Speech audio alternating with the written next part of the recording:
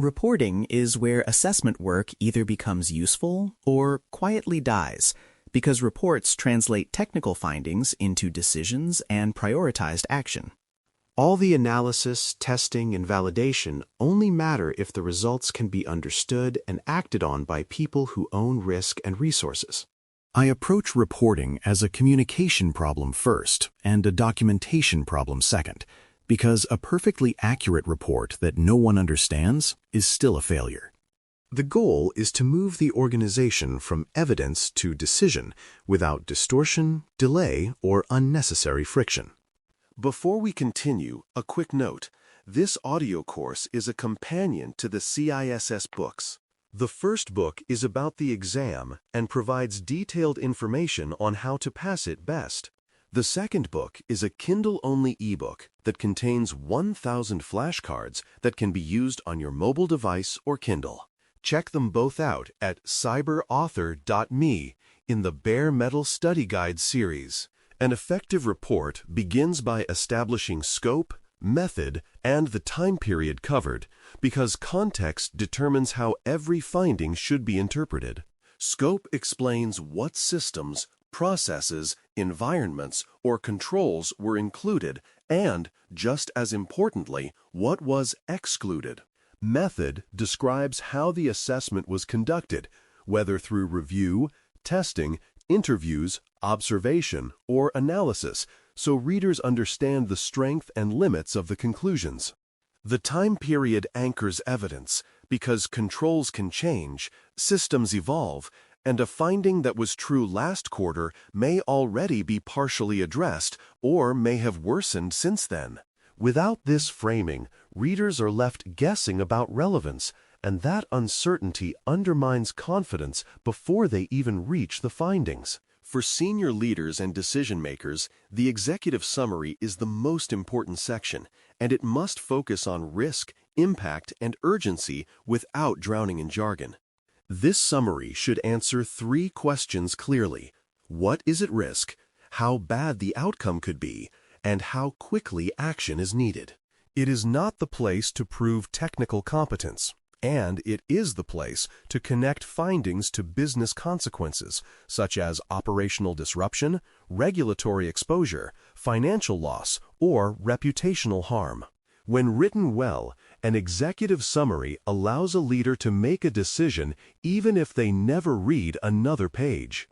When written poorly, it forces leaders to dig into technical detail they may misinterpret or ignore. The technical sections of a report exist to support the conclusions, and they should include evidence, affected assets, and reproducible details that stand up to scrutiny. Evidence explains how the finding was validated, whether through logs, configurations, test results, or observed behavior, and it should be specific enough that another qualified person could reach the same conclusion. Affected assets identify which systems, data, or processes are impacted, so remediation effort can be scoped realistically. Reproducible details matter because they prevent disputes about whether an issue is theoretical or real, and they allow teams to verify fixes later. This level of detail is not for everyone, but it is essential for credibility with engineers and auditors. Severity ratings are often misunderstood, but they are critical when they are defined clearly and applied consistently across findings. A severity rating should reflect agreed factors such as impact, likelihood, and exposure, rather than the personal judgment of the person writing the report. The definition must be visible somewhere in the report so readers know what high, medium, or low actually mean in this context. Consistency matters because inconsistent ratings destroy trust and lead teams to argue about labels instead of addressing problems. When severity is applied evenly, it becomes a prioritization aid rather than a source of conflict. Explaining root cause is one of the most valuable contributions a report can make because it helps prevent the same issue from appearing repeatedly across similar systems. A root cause explanation goes beyond stating that a control failed and instead identifies why it failed, such as unclear ownership, weak process design, missing automation, or conflicting incentives. This perspective allows leaders to invest in systemic fixes rather than chasing individual symptoms. It also helps technical teams see patterns across findings that may not be obvious when issues are viewed in isolation. Without root cause analysis, reports become a catalog of defects rather than a roadmap for improvement. Clear ownership is essential because findings without owners are findings that will age without resolution. A report should assign remediation responsibility to accountable roles or teams, not to vague groups or shared mailboxes.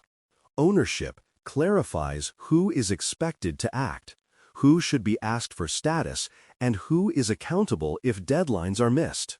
This does not mean blaming individuals, and it means aligning work with existing responsibility structures so fixes are realistic. When ownership is explicit, progress tracking becomes possible, and when it is absent, even urgent findings can stall indefinitely. Remediation guidance adds value when it explains what to change and how to verify closure, rather than simply stating that something should be fixed. Good guidance points teams toward the control objective that needs to be met and the types of changes that would satisfy it, without prescribing a single rigid implementation unless necessary. Verification steps are just as important because they define what evidence will demonstrate that the issue is resolved.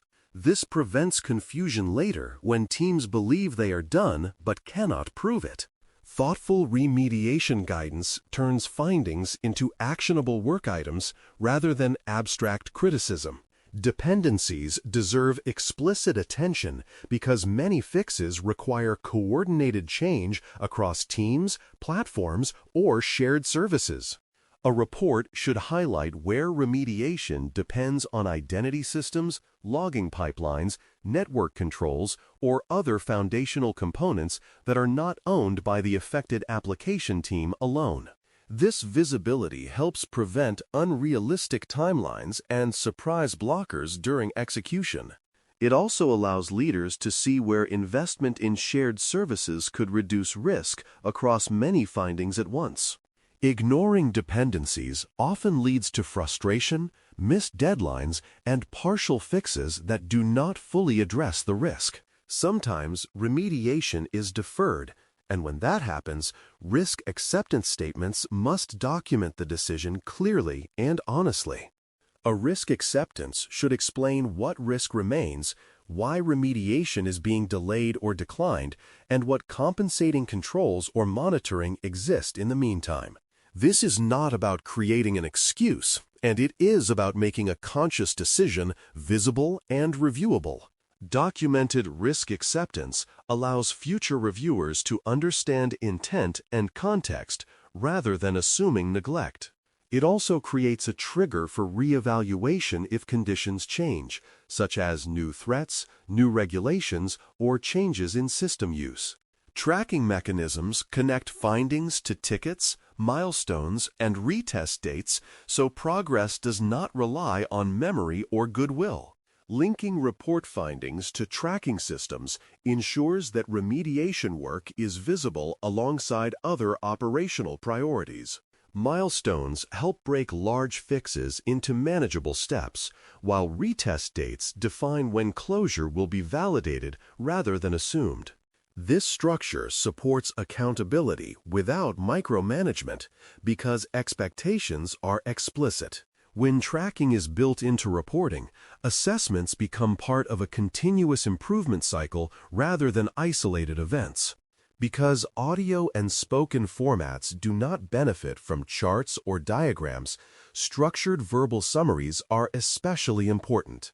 Clear signposting in language helps listeners understand when a topic shifts from context to finding to impact to action. Repetition of key terms, such as the affected asset and the nature of the risk, reinforces understanding without relying on visual cues. Concise recap statements help listeners retain the main point before moving on to the next issue. In spoken reporting, Clarity and pacing matter as much as accuracy.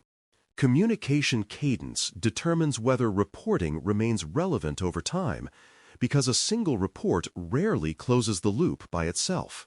Updates keep stakeholders informed about progress. Escalations address stalled or high-risk items, and closure confirmations document when remediation is complete and verified. Setting expectations for how often updates occur and through which channels prevents confusion and reduces the need for ad hoc status checks. Cadence also reinforces that assessment findings are living items that evolve as fixes are implemented and environments change. Without an agreed rhythm, even well-written reports can fade into the background. Strong reporting ultimately enables action by connecting evidence to business risk in a way that people can understand and prioritize. It respects technical complexity without hiding behind it, and it respects leadership decision-making without oversimplifying. When scope is clear, severity is consistent, ownership is explicit, and remediation is tracked, reports become instruments of change rather than historical records.